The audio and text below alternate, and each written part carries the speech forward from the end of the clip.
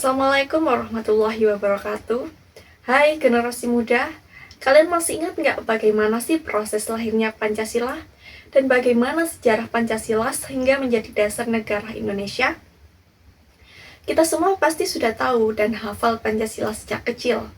Namun, kalian pernah nggak sih benar-benar memahami bagaimana proses lahirnya Pancasila itu sendiri? Ternyata di balik 5 sila yang kita kenal sekarang, ada proses panjang dan penuh perdebatan dan juga pengorbanan dari para pendiri bangsa. Dan dari situlah saya belajar banyak hal yang relevan untuk kita sebagai generasi muda. Semua bermula pada tahun 1945 saat dibentuknya BPUPKI, yaitu badan-badan yang bertugas untuk mempersiapkan kemerdekaan Indonesia. Dalam sidang pertamanya, para tokoh bangsa seperti Muhammad Yamin, Supomo, dan Insinyur Soekarno mengusulkan dasar-dasar negara. Puncaknya terjadi pada 1 Juni 1945 ketika Soekarno memperkenalkan konsep 5 dasar negara yang kemudian dikenal sebagai Pancasila. Namun, saat itu rumusannya belum final, masih banyak perbedaan pendapat di antara para tokoh. Untuk menyatukan pendapat tersebut, dibentuklah Panitia 9 pada 22 Juni 1945. Mereka berhasil merumuskan Piagam Jakarta sebagai dasar negara. Namun, saat menjelang kemerdekaan muncullah perbedaan terkait sila pertama.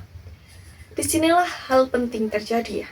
Demi menjaga persatuan bangsa yang beragam, para tokoh sepakat untuk mengubah rumusan tersebut menjadi ketuhanan yang Maha Esa. Ini bukan keputusan yang mudah, namun mereka memilih untuk mengutamakan persatuan daripada kepentingan kelompok. Kemudian, setelah Indonesia merdeka pada 17 Agustus 1945, dibentuklah PPKI. Pada tanggal 18 Agustus 1945, Pancasila akhirnya disahkan sebagai dasar negara Indonesia. Proses ini penuh perdebatan, namun para tokoh seperti Soekarno dan Muhammad Hatta mampu menyatukan perbedaan melalui musyawarah. Dari semua peristiwa ini, saya belajar bahwa kejujuran, kerjasama, toleransi, dan rasa tanggung jawab itu sangatlah penting. Dan para pendiri bangsa sudah memberi contoh bahwa kepentingan bersama harus selalu diutamakan.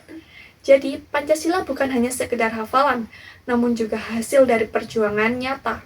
Sekarang giliran kita sebagai generasi muda untuk menerapkan nilai-nilai itu dalam kehidupan sehari-hari. Karena dari situlah masa depan bangsa dimulai. Terima kasih.